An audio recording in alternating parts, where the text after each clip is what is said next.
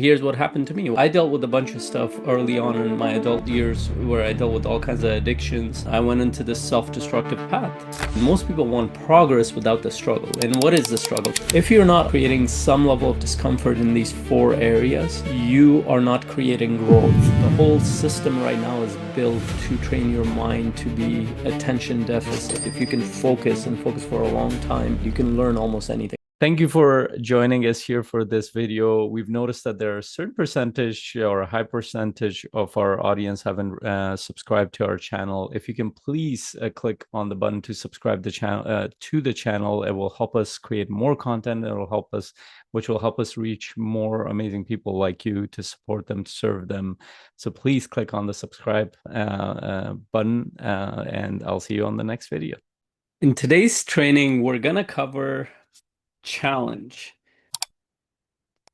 We have our group coaching session on the human drive for a challenge, but what I wanted to go deeper into how challenge actually internally works for human beings, whether you're a leader in an organization, you're building a new business, or you're leading your team, or you're leading yourself in your own life or your family. All of it comes down to what your nature is as a human being. And this is something you're going to have to experiment and test out these things that I'm sharing, but this comes out of my experience and my clients that I've supported over the past 11 years, hundreds of my clients over the past 11 years that have actually put these to test and used them. So this is based on experience. If there's any theory in there, I'll share the theory part of it, but everything that I'm going to share here, I've actually used it in my life and I've gotten my clients to use it over and over and over. So this has been replicated. Now you're going to have to test it out for yourself how it comes about for you, but you're going to gain a lot out of it. So the initial frame I want to start with is that challenge in your life leads to the greatest amount of fulfillment and growth. That's the claim. Challenge in your life leads to the greatest amount of fulfillment and growth. This could be the natural challenges that show up in your life, and this could be the challenges you create. And the part I want to focus on is the challenge that you actually create. Now, I'll share this. I mean, we all there was a philosopher who said this that we don't grow because we're wise. We grow because we're forced to grow, and that's the initial part of the journey for pretty much every human being. Rarely any human being who has just grown through insight. And here's what happened to me. Well, I dealt with a bunch of stuff early on in my adult years where I dealt with all kinds of addictions, difficulties dealing with myself, with relationships, with my life, with uncertainty, and I went into this self-destructive path. And that challenge, which came about naturally, helped me. It was an opportunity. It wasn't determined, and it didn't determine whether or not I will go towards this growth or not, but it gave me the opportunity to grow. And that's why one trainer, Tony Robbins, says this, that I give myself challenges so God doesn't feel like he has to give me any challenges. But in that case, God gave me challenges and I was able to go through it. Now, that doesn't mean it's determined that if I was given that challenge, aka in my case, that was addiction, that would overcome it. But somehow I had the ability to grow through it. Now, most human beings start with that kind of challenge in their life where they have a relationship challenge, they have an internal challenge, an existential challenge, financial challenge, a health challenge. And those challenges push you to grow to a certain degree. And in fact, if you actually follow most people's lives, in the early years of your life, you will see the most amount of recurring small challenges. For example, even if you watch the little kids, they fall a lot. That's their challenge. The only way they're going to learn how to walk is if they constantly fall. And they fall thousands of times. If you're ever a parent or you've been around kids, you know that they constantly fall to get up. And that challenge on their muscles helps them grow, on their bones helps them grow. And this is the path of nature as well. And then later on, as you go towards your teenage years and early adult, you are faced with the most uncertainty, and it forces your mind and your body to adapt. This is also why when you look at people's lives from 18 all the way to 40, people have the most amount of financial growth as well because they actually experience the most amount of challenge in terms of what they have to learn and face. And a lot of that comes from the discomfort of not knowing, not understanding the world. So they're forced to adapt. Not everybody will overcome that. That's why it requires a specific type of mindset to be able to go through that. But I'm speaking to high performers. I'm speaking to high achievers, the people who have actually overcome through a lot of natural challenges that they've gone through. They've learned through those struggles. And if you have a story like that, this will resonate a lot with you. And I'll start it off with a couple of quotes that come from some of the most ancient cultures. And the first quote is that the mind is the slayer of the real. The mind is the slayer of the real, which comes from Bhagavad Gita. It's one of the oldest human texts in existence. And the second quote, this one I don't really know the origin of it. I think it's attributed to Stoic philosophers who probably got it from several different ancient cultures, which is the mind is a great servant, but a terrible master. Which to me it translates to that if the mind is in your control, then it does incredible things. But as soon as the mind becomes the master, then we have challenges with it. That means it's running the show. And the reason why this is an important piece because uh, almost all of your challenges towards growth and fulfillment, and all of it involves your mind, which in this case, I'm talking about your whole nervous system, your whole consciousness.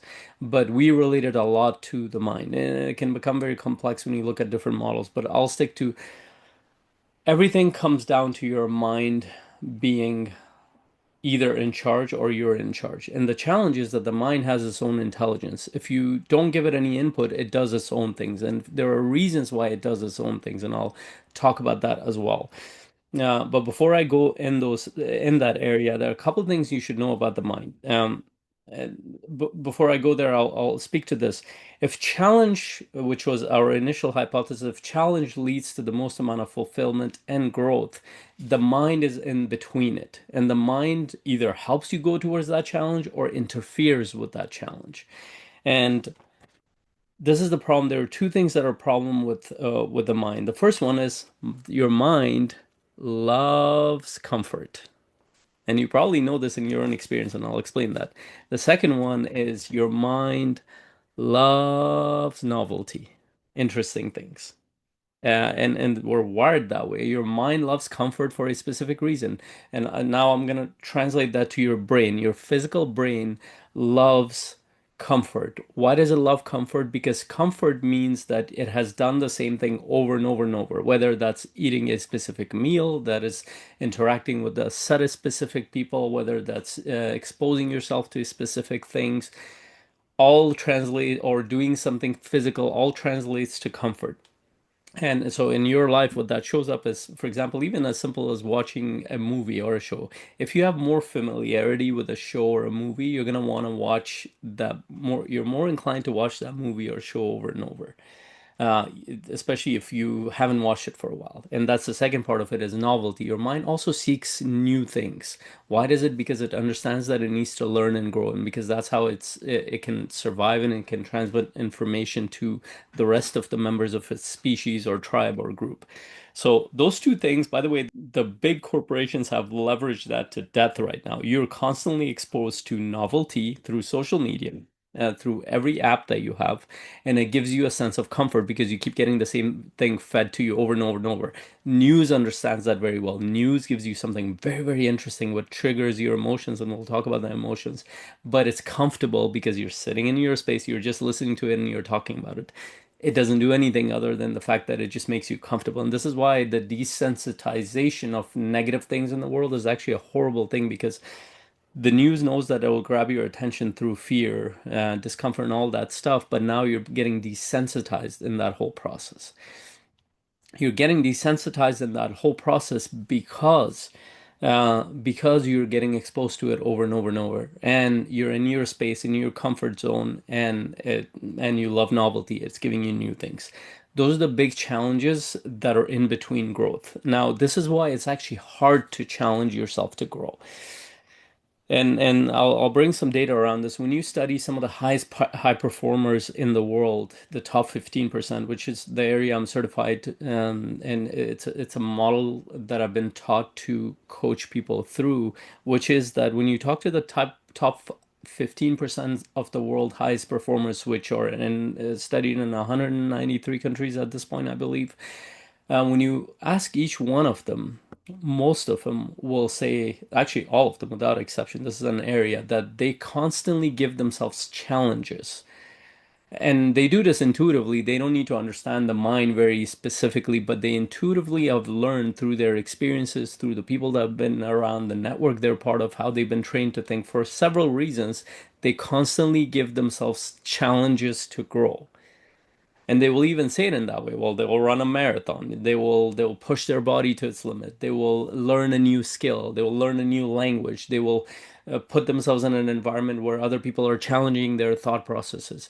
They're constantly doing that. In fact, they look at comfort as a negative thing most of the time. They enjoy their comforts, but if they see that it's a normal part of everything they do, they look at it as a negative thing. In fact, what they're seeking is growth. What they're seeking is growth, and to go towards growth, they know that they need to go towards a little bit of hardship or struggle. In fact, one of my favorite coaches has said this over and over, that there are only two themes in the human world: human growth, not just individually, but as a species. We've had two themes: struggle and there's progress. That was Brendan Burchard who said that.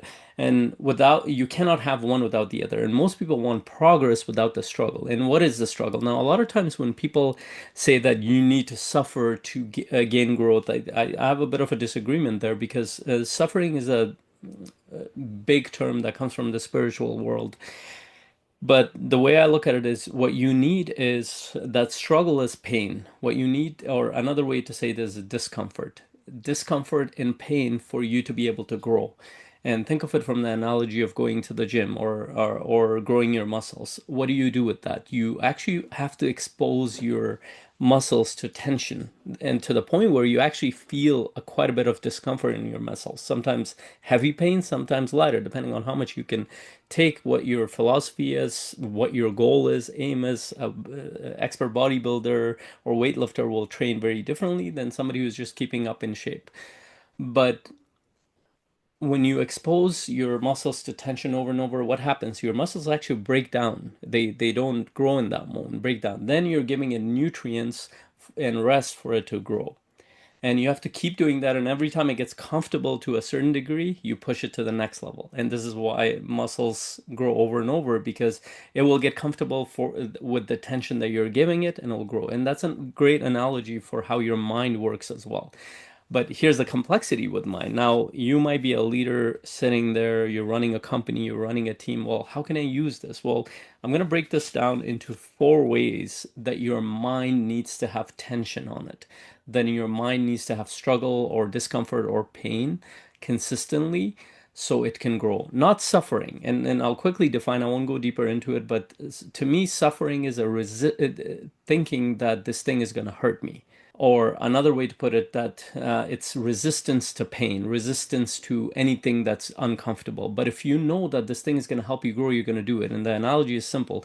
If you understand that going to the gym, putting strain on your muscle, even though it hurts, it actually helps it grow, you're going to do it because you understand that on the other end there's positive. But if you're afraid that you're going to rip your muscle open, you're not going to do it. So suffering to me is resistance to that growth that you don't yet understand. But we understand that a certain amount of discomfort and struggle is required for you to grow in every area of your life. So in those four areas, I'm going to go to your system is constantly communicating with you with those four areas. And if you understand those four areas, then you know how to create discomfort in each of those areas to grow. And once again, I'm sharing all this not because I've learned it in some book and some theory. I've been experimenting with all this for 20 plus years. Nothing I share here, I haven't tested it out myself to a degree. So what are these four ways? I've written these down. The four ways are sensations, emotions, self-talk, intuition. These are the four languages that your system has. And some parts of it I'll have to be careful explaining because it's a different model than most people understand. Some you might agree with, some you might not, but in your experience, you'll find all four of them. And that's the important piece. If you can see them in your experience, you can actually make changes and shift those in positive direction. So, and I'll explain. So, when I say sensations, your system has sensations that translates to your body, whatever sensations are that are in your body. When I say emotions, that those are actually not just labels of emotions that we have, which are which could be happiness, joy, connection, disconnection, sadness, anger, all that stuff. And I put them in two categories of survival and growth emotions. But emotions are essentially the biochemical feedback from your body that we label as those terms. And sometimes we can label them clearly, sometimes it's hard, sometimes we have a mix of emotions, but those two fall into the I put them in the category of it will help you understand this. I'm moving ahead of one of my sheets. So sensations and emotions are the language of your body, which means that's how your body's constantly communicating with you through sensations, stimulus, and emotions. Emotions are feelings that you're getting in the moment, and actually they're related to your past as well. And the third one is self-talk. Self-talk is the language of the intellect. In fact, if you study children, you'll find that up until they develop language skills, which is between 2 to 3 years old, they don't actually have any self-talk. We're learning more and more about children. They don't have an internal dialogue. Adults have that. Adults have that self-talk, and self-talk is the language of your intellect or mind. And it's not just your language of your mind, because language was developed by your race or species or group. Our language was given to us. It was taught to us by our family, our community, our the place we grew up in. And we language teaches us to think a certain way. It can be incredibly powerful, and a lot of people use this for positive or negative. And then finally, the fourth one is the language of intuition, which I connect with. You can, if you don't want to make it more mystical, you can say the language of mind plus body, which means the collective data that you're exposed with internally and externally, and the conclusion that your system comes up with very quickly. You're able to make intuitive decisions without thinking too much about it. But in my philosophy, it's the combination of mind, body, and soul. The data from all of those all at once. This part of the reason why some people will be able to make a quick decision without even looking at a lot of data, and they're 100% sure about it, and more sure than any data they were exposed to. In fact, it was, I think, the CEO of this huge software and hardware, computer hardware company, NVIDIA, who said a version of this. And it's like I used to think that some of the smartest people were those who had specific skill sets on the intellectual side. But he has learned over time with his experience, it's those people who do have those skill sets on the intellectual, but they're able to use their intuition, which is their ability to gather data from multiple sources and quickly translate that into decisions, a version of that.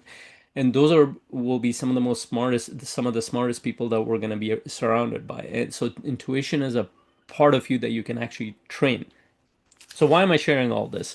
Why am I sharing that you have these four areas that you need to be uncomfortable in? The first one was your body sensations, which is connected to your body, emotions, which is also connected to your body, biochemical reactions, the labels we give them.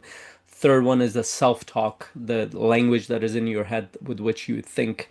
And then the fourth one was intuition. So you will find, so for example, if you run into somebody who has a really defined physique, they work out every day, and there's like this guy's really good at that area, but then when you look at another part of their life, it's a mess, such as their relationships, which connects to emotions. They're training their body, but they're not looking at another part of their body, another part of the language that their body's communicating. So they're pushing for discomfort their body, but they're not pushing for discomfort on the emotion side. In fact, it's actually very hard for most people because it's not as tangible as the body for most people. And in fact, one spiritual teacher said that one of the biggest hurdles of the 21st century for individuals and groups might be the discomfort of facing their emotions.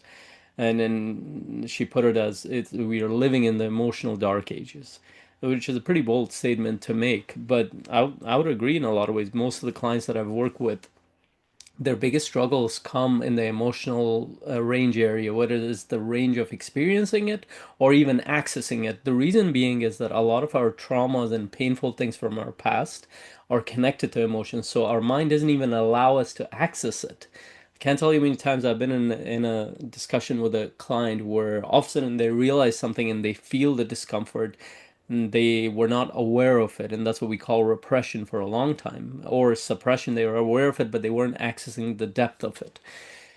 So that means that they're not actually facing the uncomfortable emotions, which is the pain, which they're calling suffering, and or a lot of people call that suffering. And that is why they're plateaued in that area. And usually that connects to relationships. They don't know how to access that. That's why they don't know how to lead a team. They don't know how to empathize. They don't know how to connect. They don't know how to challenge people because they cannot access their own emotions. So there's not enough discomfort. The third one is the self-talk. Self-talk is completely connected to the input you've been given all your life about the language, the way your parents have trained you, think your school system, government, everything else, and also the thing that you're inputting in your mind and ways in which you're making sense of that language. And then language diverges into the skill sets, knowledge you've learned that you can apply in real world. And it also, and this is why it's so powerful, so you can actually use that knowledge to do something specific for people. Let's say that's learning programming, you're an engineer. That means you have learned a specific, and engineering is a language in it's within a language. For example, if you learn coding, that is a language within the language we've learned, and it's a computer language. Same thing in if you look at structural or mechanical type of engineering, you have to be able to read certain visuals that is a language in itself, blueprint reading, we call them. But your mind is filled with different languages and beliefs and thoughts and models with which you make sense of the world. And it's probably one of the most powerful pieces of how you grow. Now, there are people who will not push themselves in that area. That means they will not expose themselves to new learning. I'll give you stories of this. There are lots of people who want to read, but they don't take the time to read, and they don't realize that the reason they keep saying that, well, no, I don't have time to read. It doesn't fit into my schedule. But it might not be that. It might be that it's very uncomfortable for their mind to pay attention to grasp what the book is saying, whether you're reading it visually or listening to it. So because it's so uncomfortable, they will listen to a little bit of it, read a little bit of it, put it down. And they don't realize that their brain doesn't want to spend that energy to learn something new, which is the discomfort of it. So they haven't gone over it. And you find that, and I've tested this with people, as soon as somebody starts getting through a few chapters of book, they want to read the whole book. As soon as they get through a whole book, they want to read the next book. Why? Because now your mind has developed the muscle to be able to read. Same thing with learning a new thing. Some people complain, I can't learn anything new, or they're older. Well, how am I going to learn to run a business at 50, 40, 60? Well, you have to push your mind to learn. That's the intellectual discomfort. And then finally, the hardest of it all is the intuitive side because there are no books on, I mean, there are books on it, but it's very experiential. It's very personal to every person. It's very hard to draw patterns of what intuition looks like with different people. And it's also very unique to your own system. And there are times you might think that you're operating based on intuition, but you might be operating based on your emotions and fears and all kinds of stuff. That is something to test out. I call that the language of the soul plus mind plus body, or the language that has all the data in one place. And it requires a certain type of person to access it. But the starting point is actually to push your body, push your emotions, push your intellect to its limits. Once you do that, you will actually get closer and closer to intuition. How I know this? How do I know this? Well, if you follow the track record of every thinker, every leader, every philosopher, you'll find that they've actually put the thing that's obvious is they've pushed themselves in at least two of those areas. Their intellectual and emotional side, or body and intellectual, at least two, or emotional and intellectual, or some of them, all three of them. And as soon as they do that, they naturally go get connected to a different side of themselves, which you can call it their core, their soul, their intuition, you name it what. But all of a sudden they're able to make decisions and operate at a level most people cannot understand. They look mysterious, they sound mysterious, they do things mysteriously, and other people are like, how are they doing any of this stuff? And so my question to you would be, are you challenging yourself? Are you consistently creating discomfort in the area of your sensations, your body? Are you pushing your body to the limits for the purpose that you have? If you want to be in shape, you need to push your muscles to a certain degree, even for your mind to operate. If you want to compete. It's a different kind of, and the intensity varies, but you still need to push past discomfort for your muscles, your body, for your energy to be at a certain level. Are you pushing your emotions, which means that are you facing the difficult emotions in your life of anger, of frustration, or disconnection? Those are some of the hardest things for people to face. You either can do it or you cannot, and you probably need support in that area, whether that comes from therapy, coaching, another modality. And the third one is your intellectual side, the self-talk. The intellect requires pushing. We're in the age of learning. We're in the age of information. And in fact, with AI, learning is going to become more and more faster and faster. But are you pushing your mind to learn, or are you stuck in scrolling? And nothing wrong with just scrolling. You can do it for a few minutes, but is that the only way your mind can learn, or can you actually get through books? Can you actually sit down through training and courses and use them and apply them?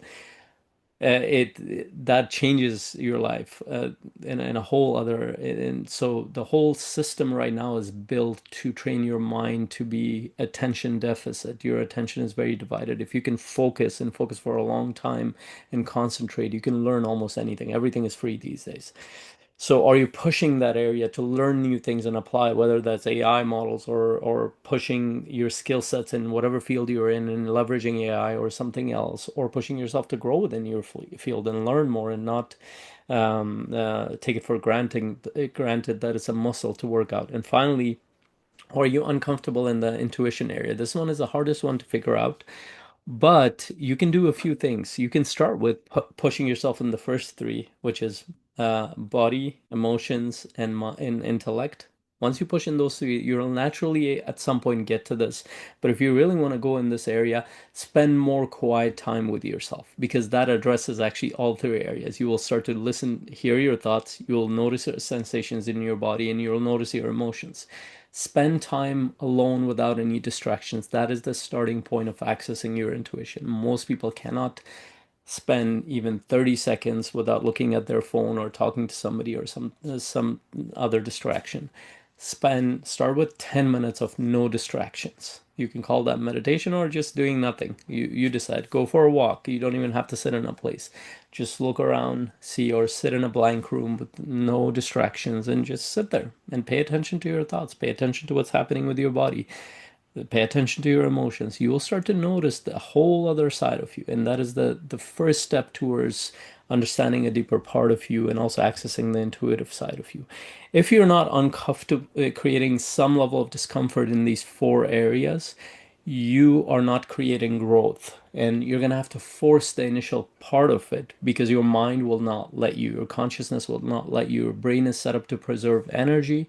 Your brain is hardwired to, yes, look for novelty, but if it takes up too much energy, it will not go towards it. And this is why everything new feels hard to start. Every habit feels hard to start, whether it's the habit of thinking a certain way, whether it's the habit of doing some things, whether it's the habit of reading, the habit of working out, the habit of being challenged, the habit of starting a new business and having to go through the discomfort of learning and applying something and having risks involved in it, which requires your emotions in the process to face the uncomfortable, fearful emotions, lots of things around it. So here's the power of this. When you can start to master these four areas, you will notice the same patterns in other people. You will learn to challenge other people around you. You'll become a better leader because you'll notice that the people around you are not challenging themselves either in most of these areas or a couple of these areas that they need to force themselves on. I had one client come up to me. One of the reasons why he joined my program, one of the main reasons, because one of his business partners noticed it in him. He's like, you need to challenge yourself on the emotional side, or to that degree.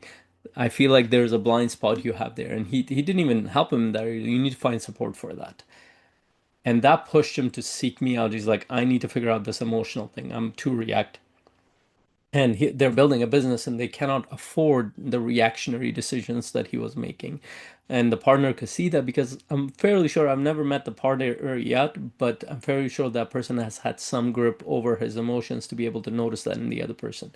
Same thing, if you don't challenge yourself in these areas, you're not going to be able to challenge your team members. You're not going to push them. You're not going to get them to move to the next level, whether that's intellectual, body wise, emotions wise, or intuitive side.